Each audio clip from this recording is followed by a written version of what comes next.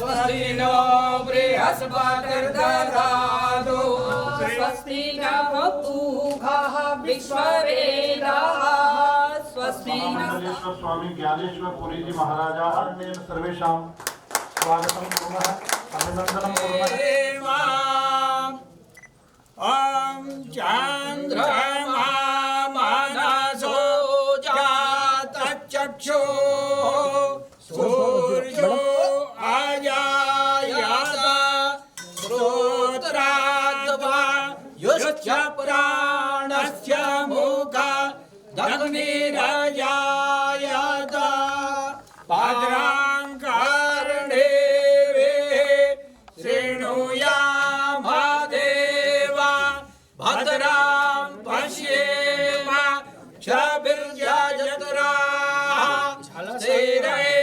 समारोहस्यास्य निर्विघ्न समाप्त्यै मंगलाचरणार्थं सामवेदीय मंगलमाचरति डॉक्टर विजय भारद्वाज। हुम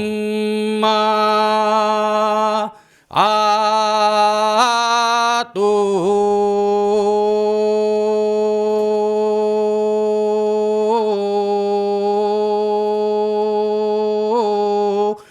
नैन्द्राक्षुमान्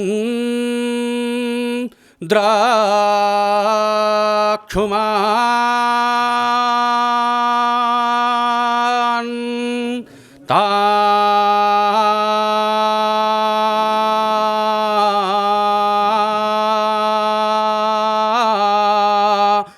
चित्तरङ्ग्राभं सङ्ग्रे भा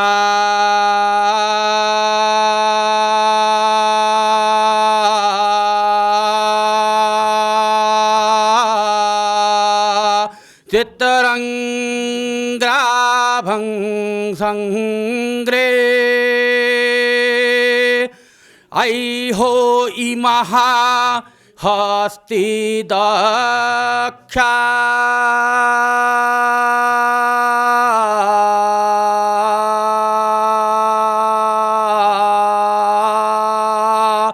नियानो हौ हौ हौ हो वा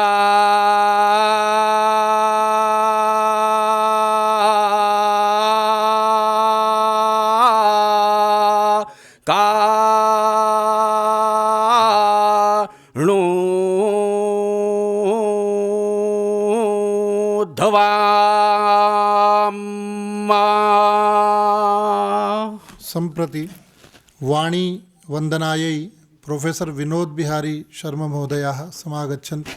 वाणीरूपेण संस्थिता नमस्तस्यै नमस्तस्यै नमस्तस्यै नमो नमः। जय जय हे भगवती सुरभारती तव चरणौ प्रणमाम नाद ब्रह्ममयि जय वागीश्वरी शरणं ते गच्छाम। जय जय हे भगवती सुरभारती तव चरणौ प्रणमाम त्वमसि शरण्या त्रिभुवनधन्या त्वमसि शरण्या त्रिभुवनधन्या सुरमुनिवन्दित चरणा सुरमुनिवन्दित चरणा नवरस रुचिरा कविता मुखरा नवरस रुचिरा कविता मुखरा स्मित रुचि रुचिरा भरणा। जय जय हे भगवती सुरभारती तव चरणौ प्रणमाम। ज्ञान विभामयी ललित कलामयी, ज्ञान विभामयी ललित कलामयी, वीणा पुस्तक धारिणी, हर जड़तां कुरु बोधि विकासम, हर जड़तां कुरु बोधि विकासम, ऐकुंठा विषहारिणी, जय जय हे भगवती सुरभारती, तव चरणौ प्रणमामि। यं मेधां देवगणाः पितरश्चोपासते, तया मामद्य मेधयाग्ने मेधाविनं कुरु, मेधां मे वरुणो ददातु मेधामग्निः प्रजापतिः, मेधामिन्द्रश्च वायुश्च मेधां धाता ददातु मे, आसीना भव मानस हंसे, आसीना भव मानस हंसे, कुंद तुहिन शशि धवले, कुंद तुहिन शशि धवले, मतिरास्तां नो तव पद कमले, मतिरास्तां नो तव पद कमले, सित पंकज तनु विमले,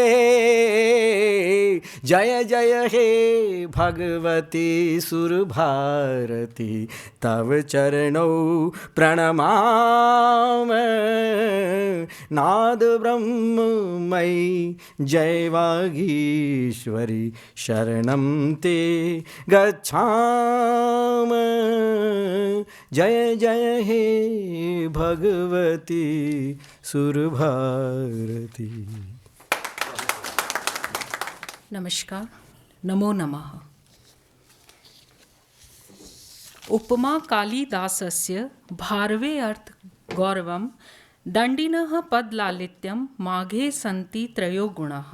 संस्कृत की व्रतमयी के महत्वपूर्ण स्तंभ, राजस्थान की गौरवमयी धरती के लाल महाकवि माघ की पुण्य स्मृति में मनाए जा रहे माघ महोत्सव 2021 के उद्घाटन कार्यक्रम में पधारे आप सभी माननीय अतिथियों का मैं राजस्थान संस्कृत अकादमी, संस्कृत शिक्षा विभाग एवं SSIRT महापुरा की तरफ से हार्दिक अभिवादन करती हूँ। माघ संस्कृत साहित्य के गौरवमयी अध्याय थे। ऐसे महान विद्वान की स्मृति में आज 14 फरवरी से 27 फरवरी 2021 तक कार्यक्रमों की लंबी श्रृंखला रुचिकर एवं ज्ञानवर्धक आयोजित कर राजस्थान संस्कृत अकादमी ने संस्कृत जगत की सेवा में एक अद्वितीय अध्याय जोड़ा है। आप सभी ने इस कार्यक्रम के सहभागी बनकर आज के आयोजन को अधिक भव्य एवं गरिमामय बनाया है। आज के कार्यक्रम के मुख्य वक्ता के रूप में हम सभी सुधीजनों को आपके व्याख्यान वैशिष्ट्य का लाभ मिलेगा। जी सर, आप सभी का मैं बहुत बहुत अभिवादन करती हूँ। नमस्कार। सर्वप्रथमम् अहं निवेदयामि श्रीमती शुचि शर्मा महोदयामेव यत् मुख्यातिथीनां प्रोफेसर अनुला मौर्य महोदयानां कार्पास माल्यार्पणेन शिशुपालवध महाकाव्यग्रंथ समर्पणेन च स्वागतं कुर्वन्तु। कुलपति महोदया का स्वागत कर रही हैं श्रीमती शुचि शर्मा IAS, शासन सचिव उच्च शिक्षा तकनीकी एवं संस्कृत शिक्षा विभाग राजस्थान जयपुरम। करताड़नेन इदानीं स्वागत परंपरायां श्रीमती शुचि शर्मा शासन सचिव महोदयानां स्वागतं करोति श्रीमती मनीषी लालस महोदया, उपनिदेशिका SSIRT महापुरा जयपुर। करताड़नम अनवरतं चलेत।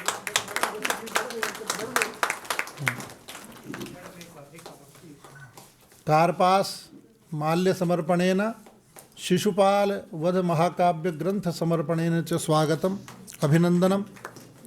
इदानीं महामंडलेश्वर स्वामी ज्ञानेश्वरपुरी महाराजानां स्वागतं कुर्वन्ति डॉक्टर चंद्रप्रकाश शर्मा महोदयः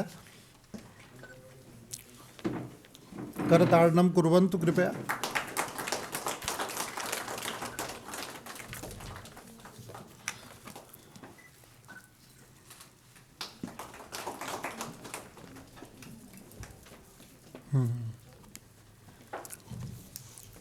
इदानीं सारस्वतातिथीनां प्रोफेसर अर्कनाथ चौधरी महोदयानां स्वागतं कुर्वन्ति जगदीश नारायण विजय महोदयाः, सहायक कुलसचिवाः संस्कृत विश्वविद्यालयस्य पूर्व निदेशक राजस्थान संस्कृत अकादमी जयपुर।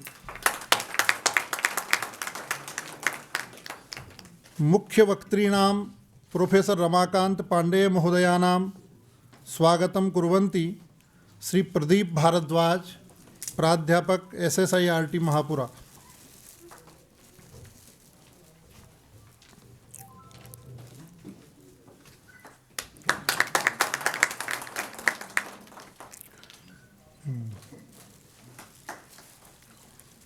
उपनिदेशक SSIRT महापुरा इत्यस्य मनीषा लालस महोदयायाः स्वागतं करोति डॉक्टर प्रभावती पारीक, प्रधानाध्यापक प्रवेशिका विद्यालय संस्कृत शिक्षा विभागस्य। शीघ्रं करणीयम्। सर्वं मङ्गलं भवतु भवतु भवतु।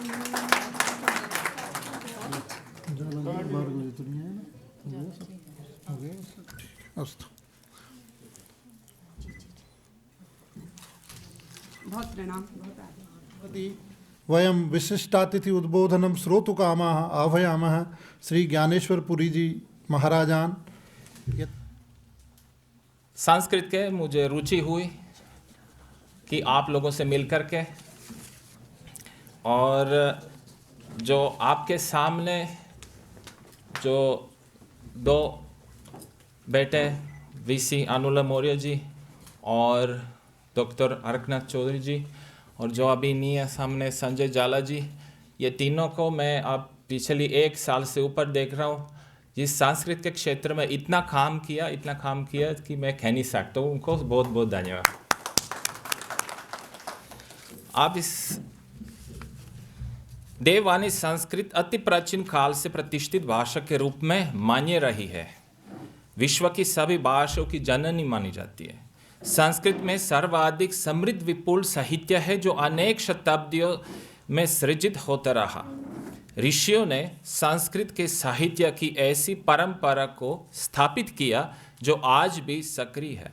रामायण की रचना करके वाल्मीकि ने महाकाव्य रचना का मार्ग प्रशस्त किया।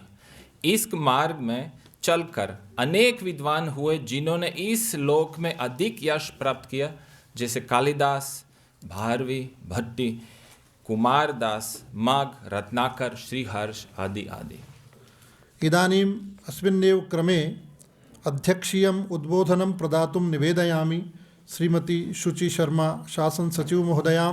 सभागारे उपस्थिता विद्वज्जन, मंचस्था महानुभागा, मम सादरं नमस्कारम्। अहं धृष्टता करोमि, अशुद्धं संस्कृतं वदामि, किंतु एतत् सत्यं यत् मह्यं संस्कृतम् अति प्रिय।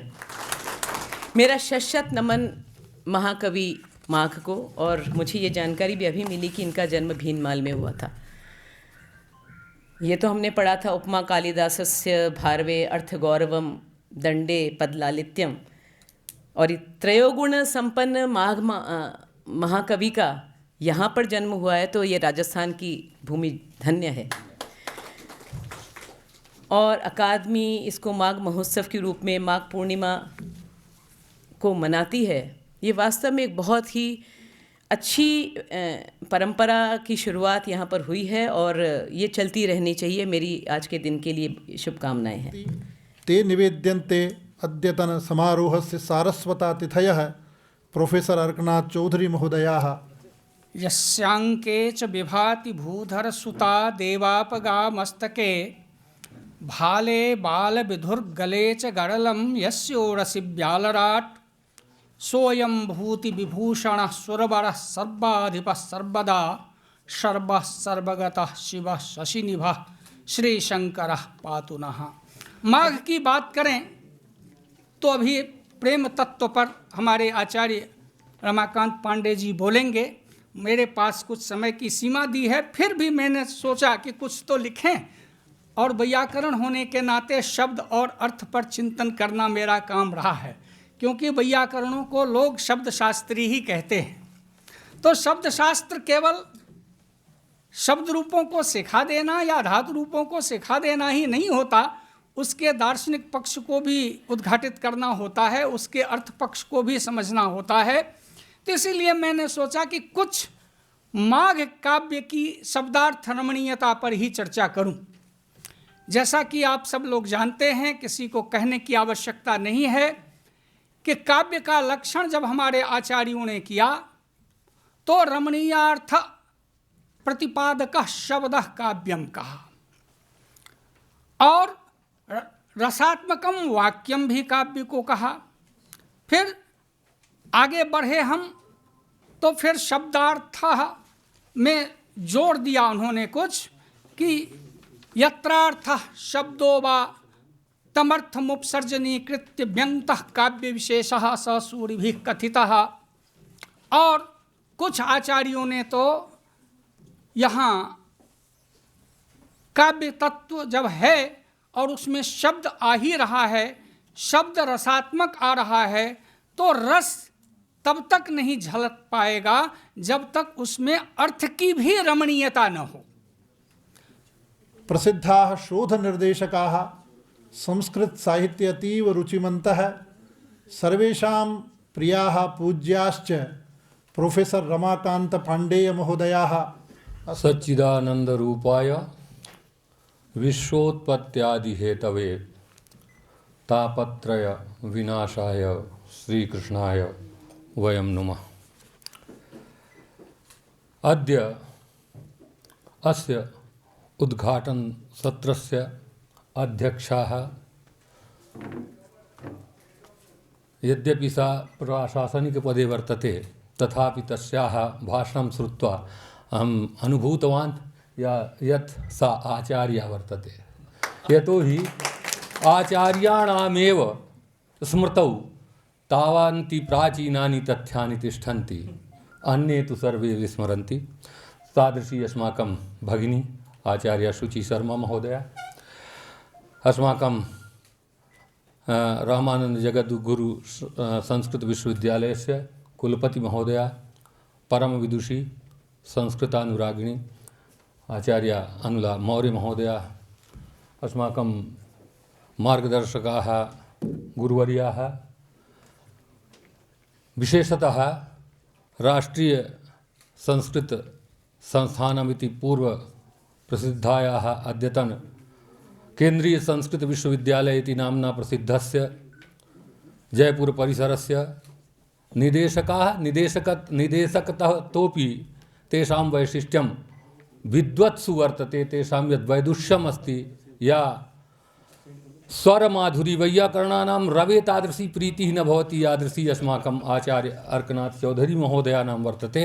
तो ते वस्तुतः साहित्यस्य इदानीं यदा व्याख्यानं कुर्वन्ति स्म तदानीम् अहम् अनुभवामि स्म यद् वयं वदामः यत् प्रथमे हि विद्वांसो वैयाकरणाः, वयं तेषाम् अनुगामिनः। वस्तुतः तत् तैः प्रमाणीकृतम्। अस्माकं मनीषा लालस महोदया, शिवचरण महोदयः, अन्ये अस्माकं गुरवः वर्तन्ते। सर्वेषां नामोच्चारणं यदि करिष्यामि तर्हि 20 निमेषाः मम कृते दत्ताः, ते अत्रैव गमिष्यन्ति। अहं प्रायशः 10-15 दिवसेषु किञ्चित् अध्ययनं प्रेमविषये कृतवान्। मम मनसि आगतमासीत् यदेते प्रेमविषयस्य निर्धारणं किमर्थं कृतवन्तः, तदा विचारितं यत् अद्य कश्चित् वैलेण्टैन् डे इति नाम्ना प्रसिद्धा तिथिः वर्तते। हो कुछ भी हो, अगर वैलेंटाइन डे भी है और वह किसी पाश्चात्य ऋषि के द्वारा स्थापित है तो निस्संदेह उस पर भी विचार होना ही चाहिए, क्योंकि प्रेम जो होता है वो जिस रूप में मनाया जा रहा है वैसा तो नहीं होता। संस्कृत भाषा में प्रेम शब्द प्रिय शब्द से बना हुआ है। प्रिय शब्द जो है, प्रिय शब्द से भावार्थक इमनिच प्रत्यय जब हम करते हैं तो उससे प्रेम शब्द निष्पन्न होता है। और ये संस्कृत में दोनों लिंगों में है, पुल्लिंग में भी है और नपुंसक लिंग में है। और जो हमारा साहित्य है वो साहित्य का परम प्रयोजन प्रेम ही होता है। करोति कीर्तिम प्रीतिम च साधु काव्य निषेवणम, ये भामा भी कहते हैं। और कांता सम्मित तयोपदेश युजे, नैयायिक रहे, मीमांसक रहे, वैयाकरण रहे, सब कुछ सही है, लेकिन जब वो न्याय व्याकरण मीमांसा का सिद्धांत आ करके किसी कवि के प्रतिभा का संस्पर्श पाएगा तो वह प्रेम के रूप में कहीं बैठेगा और बैठ करके समाज को वो आदेश नहीं देगा जो आप लोग देते हैं, सोमेन यजेत स्वर्ग कामः, बल्कि कांता सम्मित प्रेम पूर्वक आपको समझाएगा कि रामादिवत वर्तितव्यम न रावणादिवत। ये बात अगर वैयाकरण कहेगा या नैयायिक कहेगा या मीमांसक कहेगा तो बुद्धि में उतना जल्दी चढ़ने वाली नहीं है, लेकिन अगर कांता कह देगी तो बड़े प्यार से आपको करना होगा। तो कांता सम्मित तयोपदेश युजे, ये जो विशेषण है वो कहीं ना कहीं परम प्रेम का द्योतक है। तो लोक से लेकर के प्रेम की व्याप्ति आध्यात्म तक है। प्रेम शब्द हमारे यहाँ इतना छोटा नहीं है कि किसी व्यक्ति विशेष के रति को हम प्रेम कह दें, किसी व्यक्ति विशेष के अनुराग को हम प्रेम कह दें।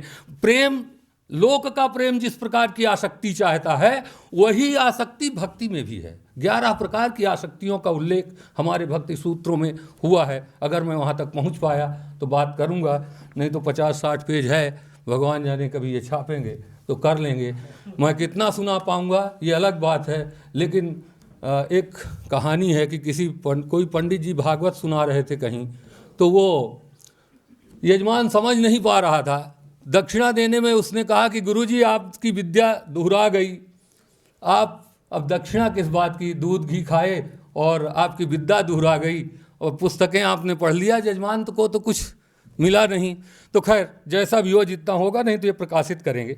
तो जो हमारा साहित्य है उसका परम लक्ष्य ही है प्रेम का आविष्कार करना, समाज को जोड़ना। जो नाना प्रकार के हमारे सांसारिकता है अनेक प्रकार की, उससे मुक्त करके और परस्पर प्रेम का वितरण करते हुए समाज को एक दूसरे से जोड़ देना, यही हमारा जो साहित्य का परम लक्ष्य है। अमर कोशकार जो है प्रेम, प्रियता, हार्द और स्नेह को पर्याय मानते हैं। प्रेमा न प्रियता हार्दम प्रेम स्नेह।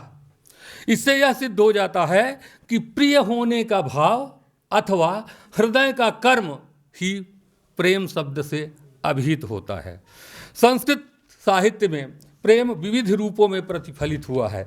यह स्त्री पुरुष की प्रणय भावना को भी द्योतित करता है तथा आध्यात्मिक भावनाओं पर आश्रित होकर परम पद की प्राप्ति का मार्ग भी प्रशस्त करता है।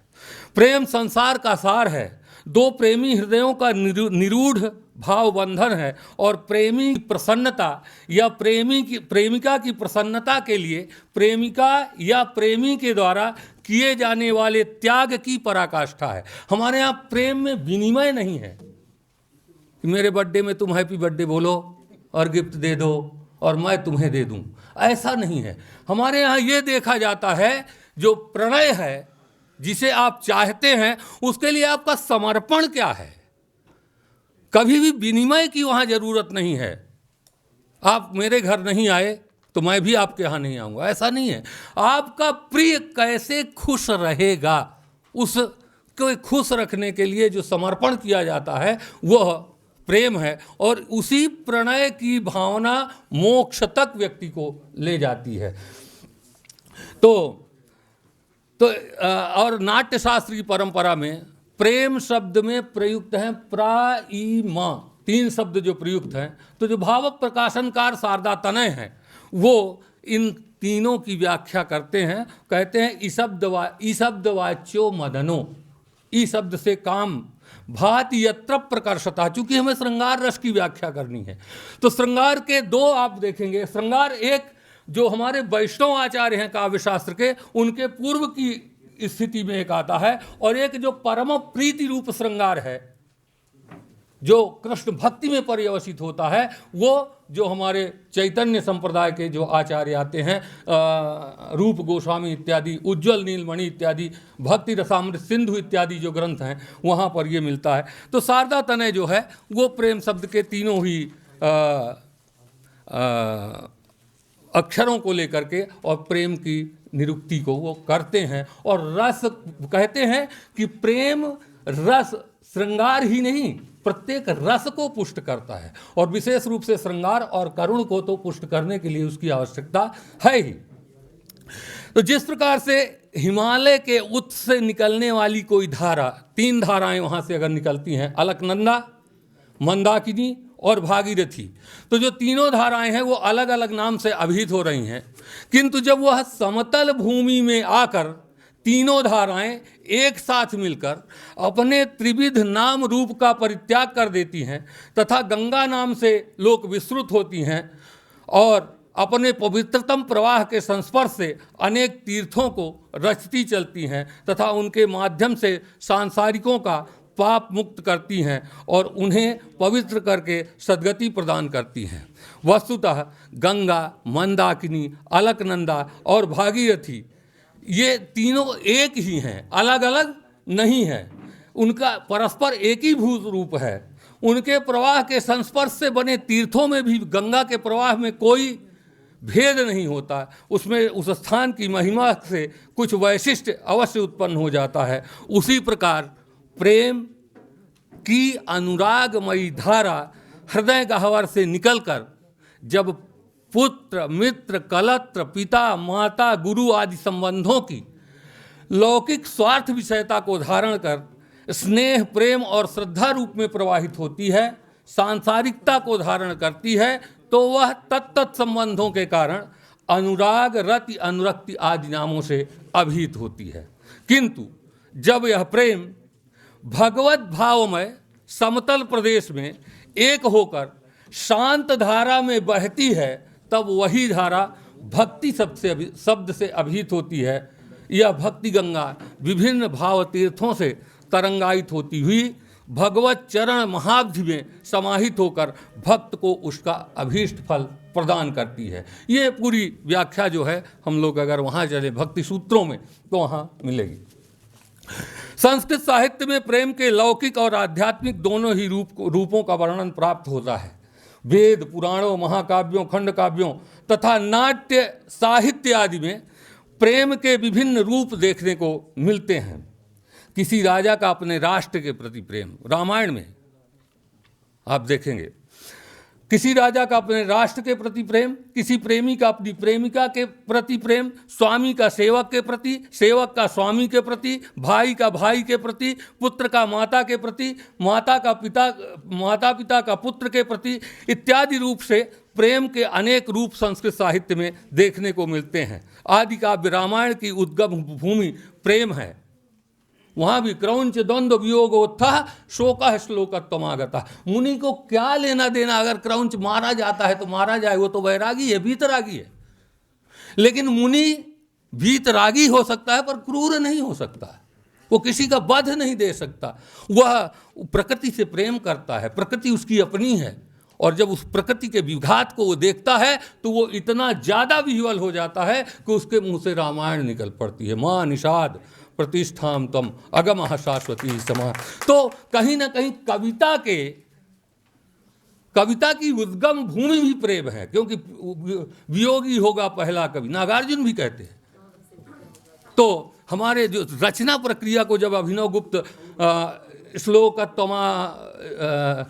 श्लोकत्वमागतः की जब व्याख्यालोचन में करते हैं तो वो कहते हैं कि कहीं न कहीं किस तरह से पूर्व जन्मानुभूत जो वाल्मीकि का यह संस्कार था वो उद्बुद्ध हो गया, और उद्बुद्ध होने के बाद वो रचना प्रक्रिया तक पहुंचता है। वो लंबी व्याख्या वहाँ पर करते हैं।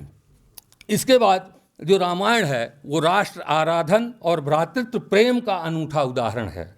लक्ष्मण का सर्वस्व त्याग कर राम का अनुगमन करना तथा भरत का राजोचित समग्र सुख त्याग कर नंदी ग्राम में बस जाना भ्रातृ प्रेम को रेखांकित करता है।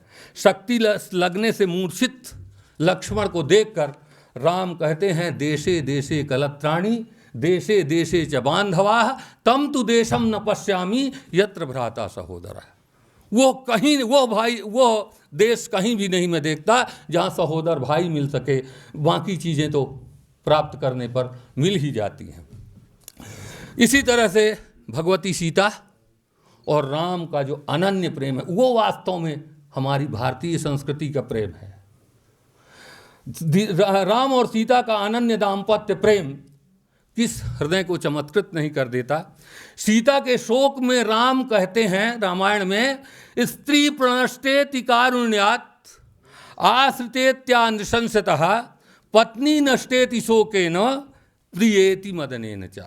एक में कितने भाव, कितने बंधन, कितने संबंध एक व्यक्ति से होते हैं वो यहाँ देख सकते हैं कि राम जो हैं वो पूर्ण मानवता के प्रतीक हैं, तो उनका जो सीता के प्रति शोक है वो चतुर्मुखी है। वे सीता में एक स्त्री को देखते हैं, आश्रिता को देखते हैं, पत्नी को देखते हैं, प्रिया को देखते हैं, इन समस्त रूपों का आत्म साक्षात्कार करते हैं और तब कहते हैं कि मैं उसके नष्ट होने से, वो नहीं है मेरे पास, कहीं चली गई, रावण हर ले गया या कुछ भी है, तो मेरे मन में जो है इतने भाव उत्पन्न हो रहे हैं। मैं थोड़ा थोड़ा ही देखता चलूँगा।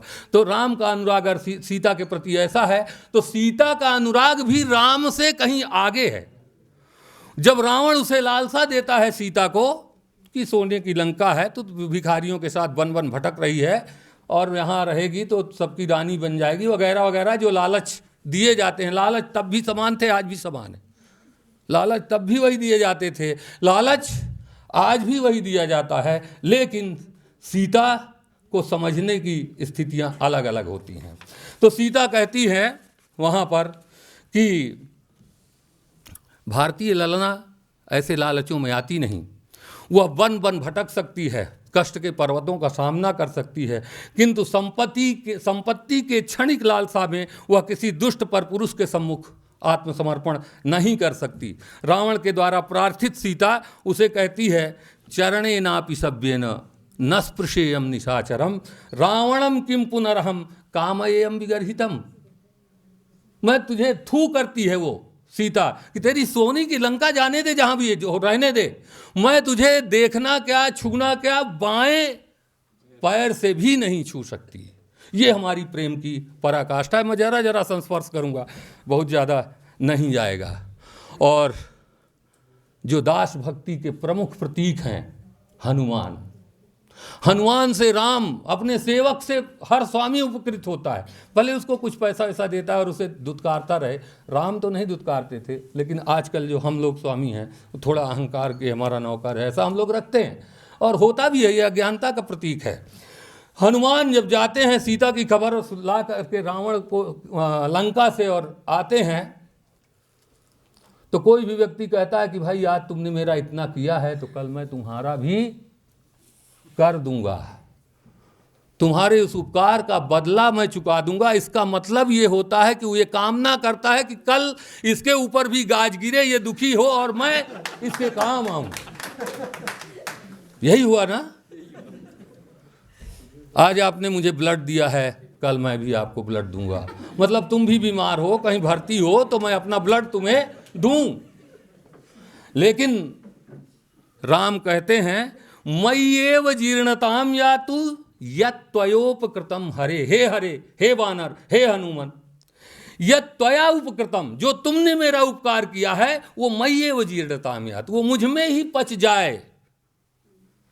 नरः प्रत्युपकारार्थी विपत्तिम अभिकांक्षति, क्योंकि जो प्रत्युपकार करना चाहता है किसी जिसके द्वारा उपकृत हुआ है, तो उसके लिए विपत्ति की ही कामना करता है कि आज मैं हुआ हूँ तो कल इसका भी काम पड़े और मैं इसने 1 बॉटल दिया है मैं 5 बॉटल दूं, मेरे फोड़े का ऑपरेशन हुआ है इसके हार्ट का हो, वैसी वैसी कामना वो करता है। लेकिन ये कह रहे हैं मय्येव जीर्णताम यातु, तो ये हमारी स्नेह की पराकाष्ठा है। मैं तुम्हारे उपकार को मानूंगा जिंदगी भर, वो मुझ में पच जाए।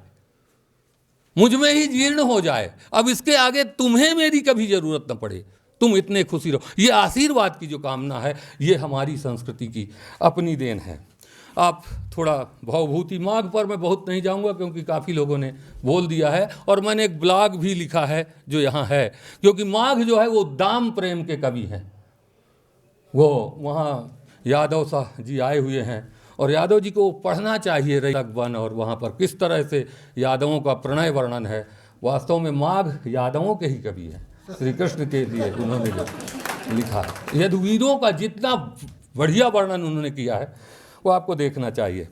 भवभूति राम के स्वरूप का साक्षात्कार करने वाले कवियों में अद्वितीय हैं। वे राम की भावनाओं, उनके राष्ट्र प्रेम, सीता के प्रति उनके अनुराग से पूर्णतः परिचित हैं। राष्ट्र संसार के सभी संबंधों से बड़ा है। माता भूमि ही पुत्रोहम पृथिव्याः कहकर वैदिक ऋषियों ने भी इस तथ्य का उल्लेख किया है। भवभूति के राम राष्ट्र प्रेम में अपना सर्वस्व अर्पित करने के लिए सहर्ष तत्पर हैं। वो कहते हैं, स्नेहम दयाम च सौख्यम च यदि वा जानकीमपि आराधनाय लोकस्य मुंचतो नास्ति में व्यथा। सबसे पहले अगर मेरे लिए कोई चीज है वो है राष्ट्र, और उस राष्ट्र के लिए स्नेह दया सौख, और फिर यदिवा कह करके जानकी कहते हैं। माने दुनिया की नज़र में, मेरे नज़र में तो राष्ट्र सबसे प्रिय है, लेकिन लोगों के मन में ये होगा कि मेरे लिए जानकी सबसे प्रिय है।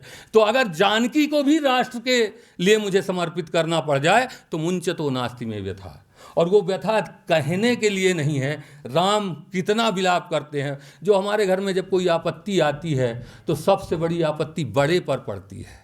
बच्चे तो रो लेते हैं उसके सामने, लेकिन जो घर का बुजुर्ग है वो रो नहीं पाता। वो एकांत में जब कभी अकेला बैठता है तब रोता है। अगर वो रोने लगेगा तो पूरा घर बिखर जाएगा।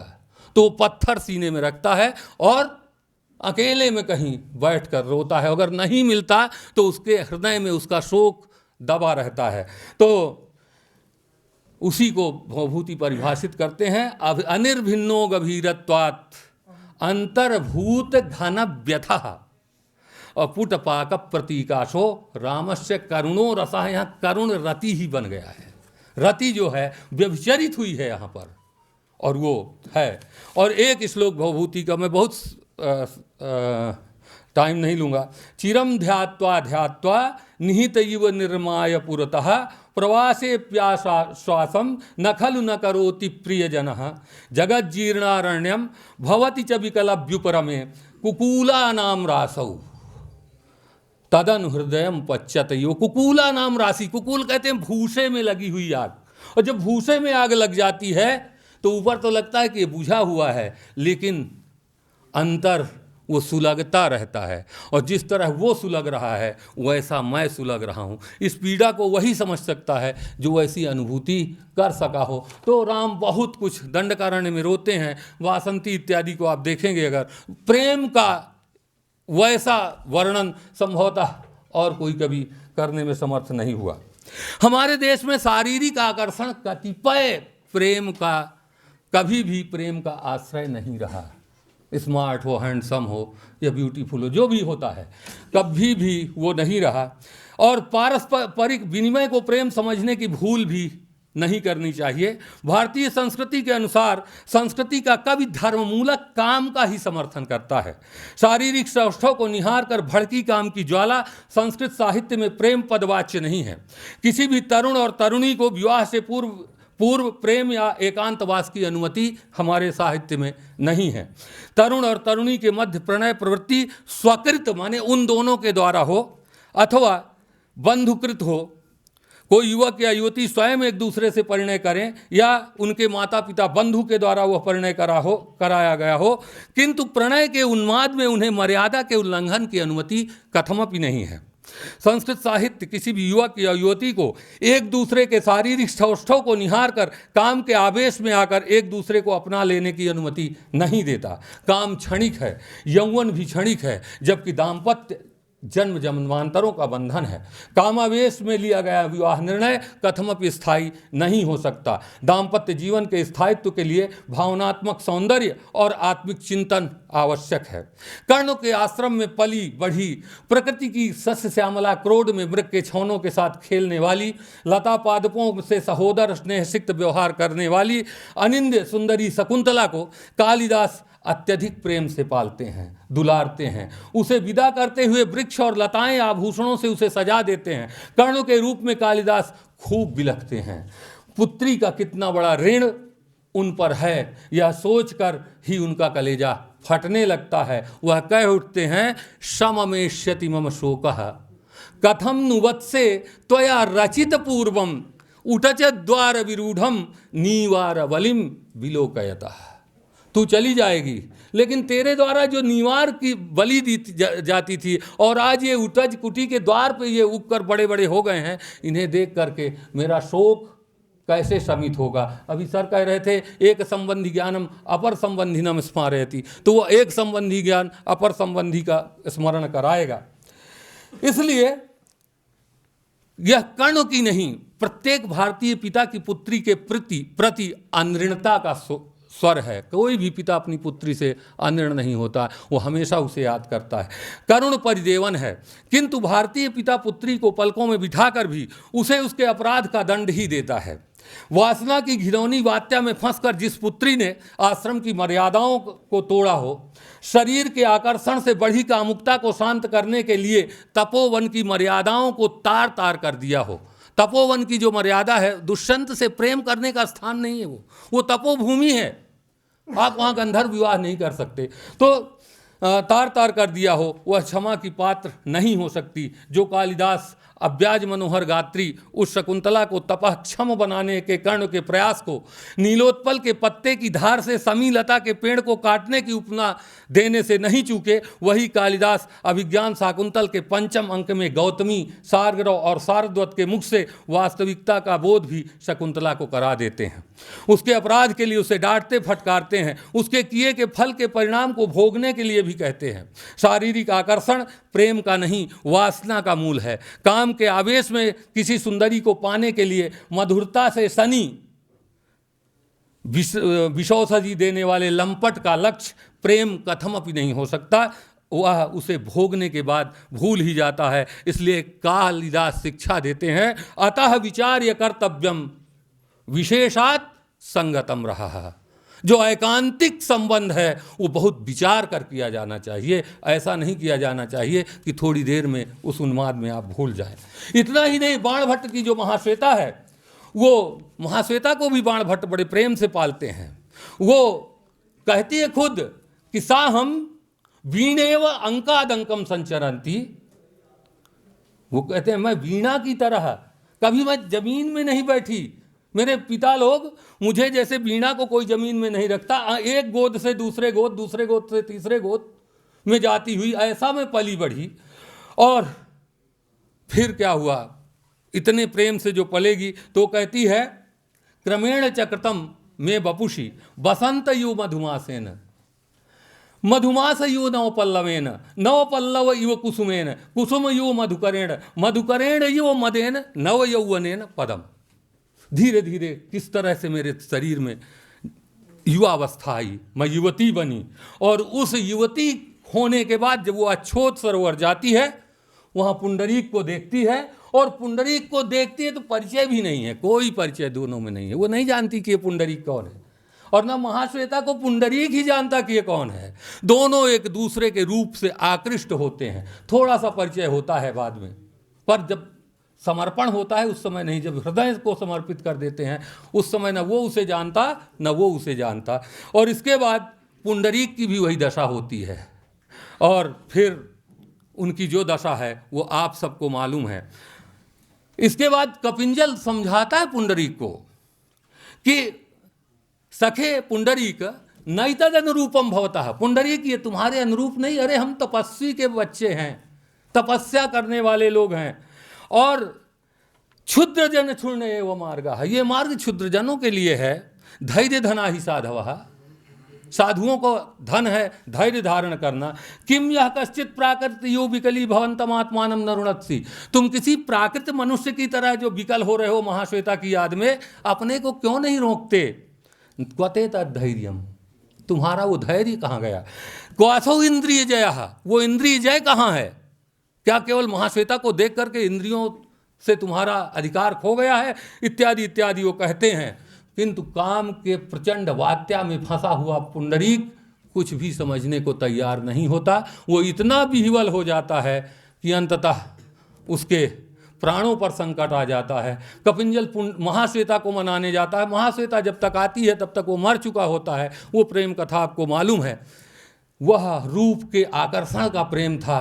चंद्रमा पुंडरीक को ले जाता है, वो सती होना चाहती है तो चंद्रमा कहता है नहीं नहीं नहीं नहीं, ऐसा मत करो, ये तुम्हें मिलेगा। कब मिलेगा। तपस्या करो।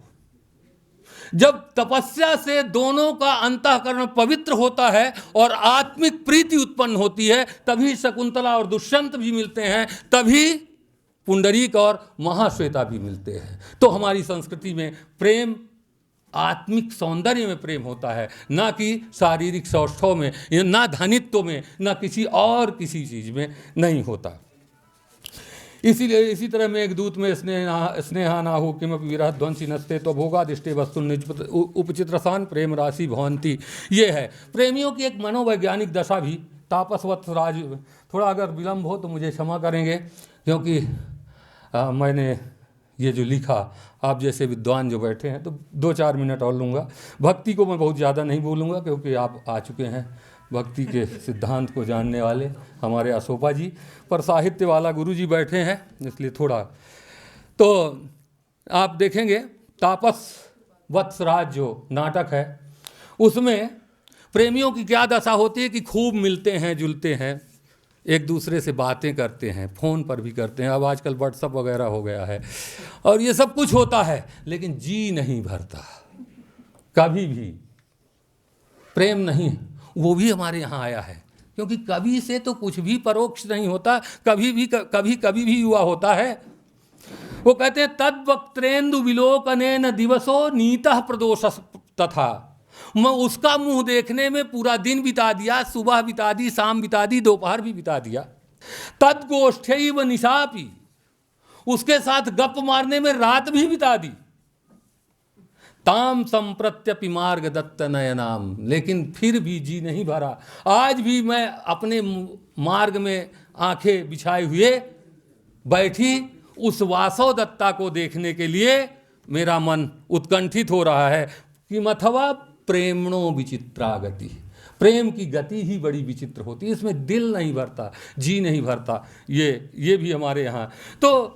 और एक स्थिति ये, और जब विप्रलम्ब कभी उद्वेलित होने लगता है तो प्रेमी का कभी अपनी प्रेमिका से वियोग ही नहीं होता है, नहीं वो पास में, लेकिन प्रेमी जो है वो उसके चिंतन में इतना मगन हो जाता है कि प्रेमिका से उसका वियोग नहीं होता, या प्रेमिका का प्रेमी से वियोग नहीं होता।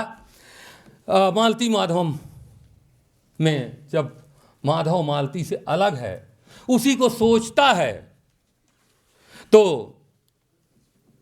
कहता है प्रासादेसा पथि पथि चसा पृष्ठतः सा पुरहसा।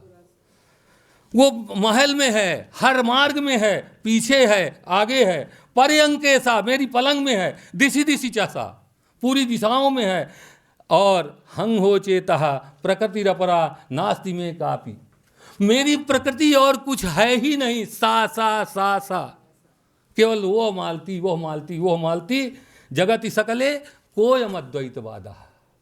ये कौन सा अद्वैतवाद है जो मुझे दिखाई पड़ रहा है केवल। तो ये इसे आप भक्ति पर भी घटा सकते हैं। जब भक्त भगवान के प्रति लीन हो जाता है तो मालती प्रेमी का भगवान है और भक्त का भगवान श्री कृष्ण या राधा वगैरह हो सकती। राधा के प्रसंग में, चैतन्य स्वामी के प्रसंग में, चैतन्य महाप्रभु का जो अचिंत्य भेदा भेद है, वहाँ पर जो भक्ति की बातें आई हैं, वहाँ प्रेम की बहुत अच्छी व्याप्ति है। और आप देखें कि रूप कभी प्रेम का आलंबन नहीं हो सकता, ये कालिदास स्वयं सिद्ध करते हैं। क्या हुआ पार्वती को भी गर्व था कि ये तो बाबा है फक्कड़, सांप वाँप लगाए रहता है, लंगोटी फंगोटी पहने रहता है, मैं राजा की राजकुमारी, जब एक बार मेरे घर से प्रस्ताव जाएगा तो हिमालय की बेटी का प्रस्ताव आया है, शिव मना नहीं कर पाएगा, शादी तो हो ही जाएगी। लेकिन जब उन्होंने देखा कि शिव ने कामदेव को ही जला दिया, तो ये सा कर तुम अबंध्य रूपताम समाधिमास्था ये तपोभिरात्मना, रूप होने का गर्व चूर चूर हो गया पार्वती का। और चूर चूर जब हो गया तो एक ही शरण बचती है, समाधि, तपस्या। और अवाप्यते सा कथम अन्यथा द्वयम तथा विधम प्रेम, तथा विध में व्यंजना है, तथा विधम प्रेम पतिश्चतादृशः। हमारी भारतीय जो स्त्री है, भारतीय जो ललना है, वो तथाविध प्रेम चाहती है और तथाविध पति चाहती है। तथाविध मतलब मृत्युंजय, जो कभी भी जिसका अंत ना हो, और प्रेम भी वैसा जिसका कभी अंत ना हो। पर अंत तो इस नश्वर संसार में सबका होता है, इसलिए 7 जन्मों का बंधन कहकर हम उसे परिभाषित करते हैं, क्योंकि 7 जन्म का मतलब वहाँ 7 ही नहीं होता, वो संख्यावाचक नहीं है, वो बहुत्व का द्योतक है। तो पार्वती तपस्या करती हैं। तो आप देखें यहाँ भी कालिदास जो है ये करते हैं। और एक चीज़ और भी वहाँ पर है कि जब पार्वती तपस्या करती है तो शंकर भगवान को बहुत ज़्यादा वो जानते थे कि एक बार सती से विवाह हुआ, मैंने कहा कि बेटा मत जाओ मायके वायके, जिद कर ली नहीं मुझे जाना ही है, तो बड़े मुश्किल से तो ये छूटा किसी तरह से। अब फिर इसी चक्कर में ये डालने को पड़ी हुई है। तो हर पुरुष पत्नी से कुछ कुछ डरता रहता है भीतर भीतर, वो चाहे जो भी हो। और तो वो बेचारे चक्कर में पड़ते हैं कि ये तपस्या से किसी तरह भग जाए और अब शादी ना करनी पड़े, मेरा यही ठीक है, भूत प्रेत खाना वाना खिला ही देंगे, तो चक्कर छोड़ो। तो वो बटू का वेश धारण करके जाते हैं परीक्षा लेने, 2 श्लोक, और 3 वर में 3 गुण देखे जाते हैं। लड़की देखती है स्मार्ट हो, पैसा वैसा थोड़ा कम भी हो तो ना हो, ऐसा नहीं है, हो पैसा हो लेकिन स्मार्ट हो। पिता देखता है पैसा और रूप कुछ कमजोर हो तो भी कुल हो, और माँ देखती है कि रूप और कुल दोनों थोड़ा कमजोर हो लेकिन पैसा हो। ये 3 चीजें माँ, पिता और पुत्री देखती हैं। दामादों की पड़ोसनों में बड़ी लड़ाई होती है, मेरा दामाद ज़्यादा अच्छा, ज़्यादा अच्छा। तो शंकर जी एक ही बाण से तीनों शिकार करते हैं जाके बटू वेश में कि देखो भाई तुम चाहोगी, तुम उसको बाल मृगाक्षी कहते हैं कि तुम इतनी सुंदर हो कि तुम्हारी शादी तो किसी बढ़िया स्मार्ट कोट पैंट धारी आदमी से होना चाहिए, वगैरह वगैरह, ये वो कहते हैं। तो वहाँ देखिए आपको क्या है, शंकर को आप जिसके लिए तपस्या कर रही हो वो बपुः विरूपाक्षम, वो बपुर विरूपाक्षम अलक्ष्य जन्मता। तुम देखोगे कि बढ़िया रूप हो तो वो पता ही चल रहा है बपुः विरूपाक्ष है, 3 आंखें हैं उसकी, 3 आंखें हैं, त्रिनेत्र है, तो कैसे होगा अब देख लो। और अलक्ष्य जन्मता, तेरे पापा जी पिताजी देखेंगे कि गोत्र आदि क्या है, पिताजी किस गोत्र के हैं, ननिहाल किस गोत्र में है, माता किस गोत्र की है, वगैरह वगैरह। तेरे विवाह के लिए जब खोजेंगे तो अलक्ष्य जन्मता, उसका पता ही नहीं कि किस कुल में पैदा हुआ है। और तेरी माँ देखेगी कि पैसा ऐसा कुछ है कि नहीं, मेरी बेटी को कम से कम सब्जी रोटी दाल चावल कुछ तो मिलता रहे। तो वो दिगंबरत्वेन निवेदितम वसु, कितना पैसा है वो दिगंबर रहने से ही पता चल रहा है। जो खुदा ही नहीं पहन रहा तुझे क्या खिलाएगा, क्या पिलाएगा, क्या पहनाएगा। तो वरेशु यद बाल मृगाक्षी, फिर उसे उसके स्वरूप का स्मरण कराते हैं, हे बाल मृगाक्षी। नहीं, बाल मृगाक्षी कहने की कोई जरूरत नहीं थी। वरेशु यत मृग्यते, वर में जो 3 गुण देखते हैं वो तदस्ति किम व्यस्तम अपि त्रिलोचने, ये भी वो कहते हैं। और फिर और एक बात कहते हैं कि कहीं किसी लड़की की जबरदस्ती में अज्ञान से किसी कारणवश ऐसे व्यक्ति से विवाह हो जाए तो चलो भाई अब क्या करें, मान लेंगे कि भाग्य का है। लेकिन अगर वही लड़की तपस्या करके उससे विवाह करना चाहे तो माने उससे भाग्य ही रूठा है, भगवान ही रूठा। द्वयम गतम संप्रति शोचनीयताम कला समागम प्रार्थनया कपालिनः कपाली की प्रार्थना तुम लोग कर रही हो, तुम्हें मिल नहीं रहा, तुम्हारे पिताजी निश्चय कहीं विष्णु से या किसी अच्छे आदमी से तुम्हारी शादी कराएं, लेकिन तुम जबरदस्ती उससे शादी करना चाह रही हो। तो तुम और जो चंद्रकला है, ये तीनों शोचनीयता को प्राप्त हो गई हो। वो तो चंद्रमा की कला है, और तुम तमस्य नेत्रस्य च तमस्य लोकस्य च नेत्र कौमुदी, तुम जो है इस लोक की नेत्र कौमुदी है।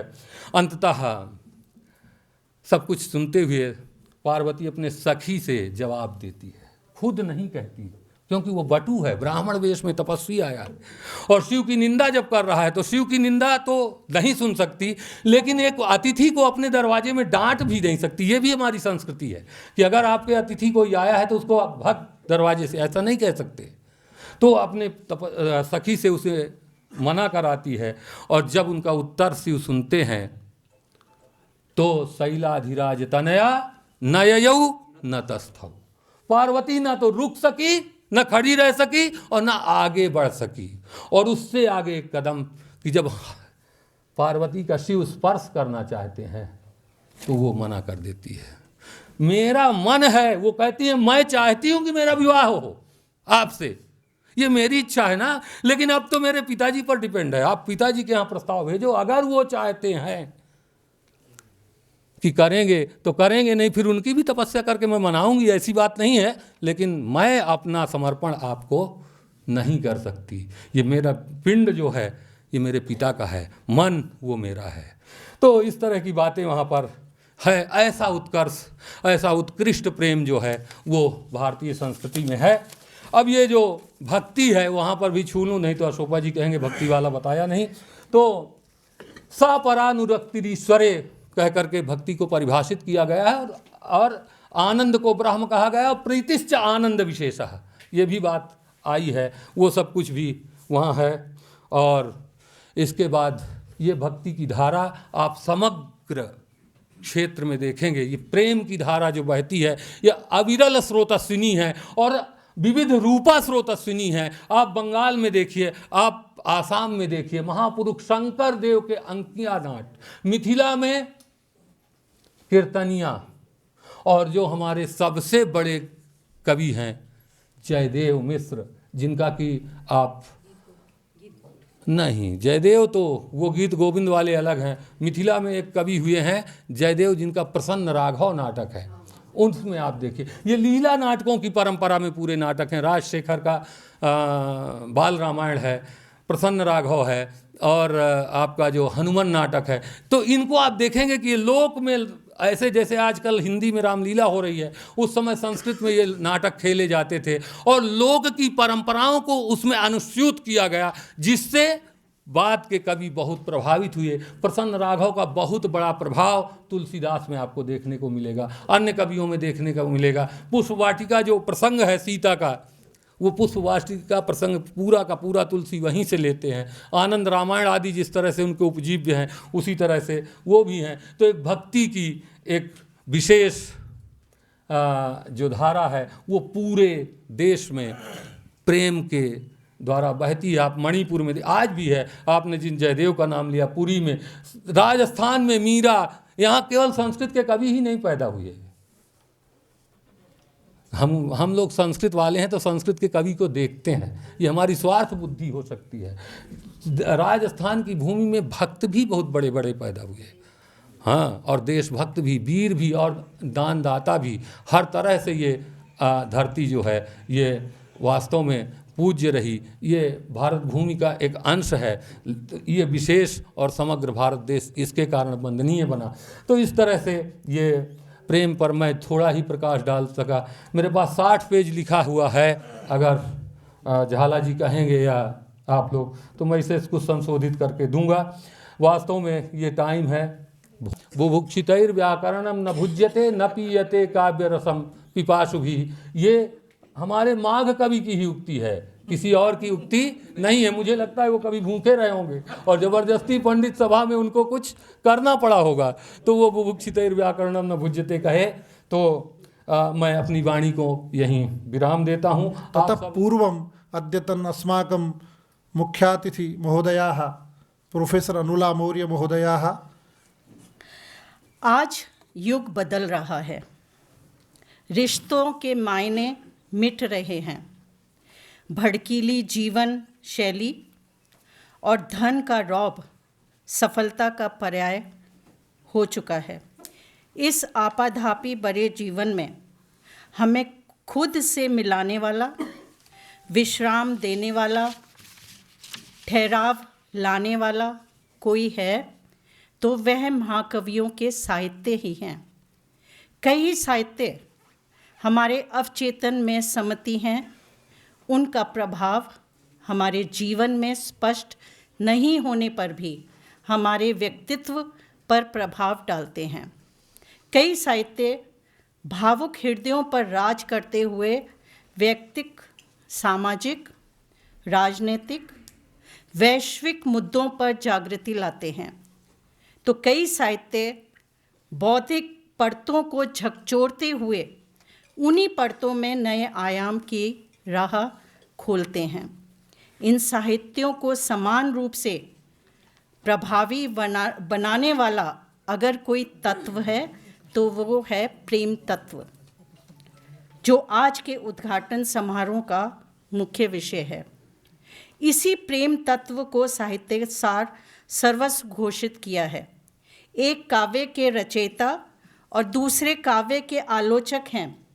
महाकवि भवभूति एको रसः करुणा एव कहकर वियोग को सामने रखते हुए काव्य में प्रेम तत्व की ही उपासना करते हैं, तो दूसरी ओर काव्य आलोचक महाराज भोज प्रेम तत्व को छोड़कर साहित्य में रस ही कुछ नहीं यह कहते हैं।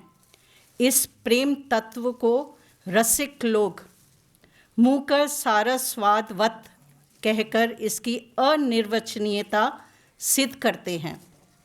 कोई हृदय में अखंड आत्मीयता को प्रेम कहता है, तो कोई आंतरिक मधुर वेदना को, तो अन्य चित्त की स्नेहमयी वृत्ति को प्रेम कहता है। प्रकृति प्रेम, पशु पक्षियों से प्रेम, मानव से प्रेम भी प्रेम ही है। संस्कृत साहित्य में चित्रित प्रेम प्रायः त्याग प्रधान है। इस प्रेम का असाधारण लक्षण है तत्सुख सुखित्व, अर्थात प्रेमास्पद के सुख से ही स्वयं का सुखी होना। यह प्रेम प्रेमास्पद में कमी नहीं देखता है, उससे अपनी स्वार्थ पूर्ति की आकांक्षा नहीं रखता है। इस स्वार्थ गंध रहित विशुद्ध प्रेम के अजस्वल कवियों में महाकवि माघ अन्यतम हैं। संस्कृत के क्षेत्र में राजस्थान को गौरवान्वित करने वाले महाकवि माघ, जिनकी एकमात्र कालजयी रचना शिशुपाल वध महाकाव्य इन्हें महाकवि की उपाधि और महाकवियों में भी श्रेष्ठ स्थान दिलाती है। सर्वेभ्यः मंचस्थ महानुभावेभ्यः स्मृति चिह्नं समर्पयति राजस्थान संस्कृत अकादमी पक्षतः। राजस्थान संस्कृत अकादमी पक्षतः SSIRT महापुरा पक्षतः सर्वप्रथमं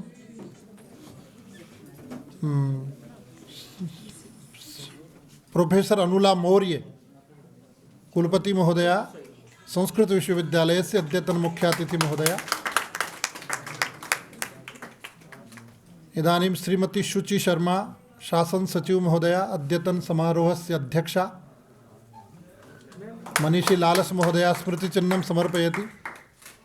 करताडनेन वयमपि अनुमोदनं कुर्मः।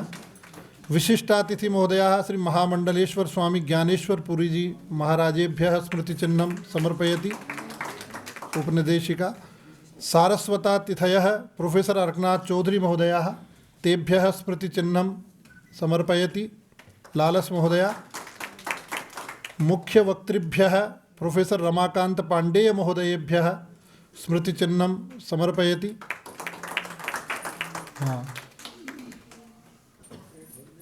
सम्प्रति डॉक्टर चंद्रप्रकाश शर्मा महोदय अपि मंचम आगच्छतु। चंद्रप्रकाश शर्मा महोदयः महोदयस्य कृतेपि स्मृति चिन्हम समर्पयति मनीषी लालस महोदय।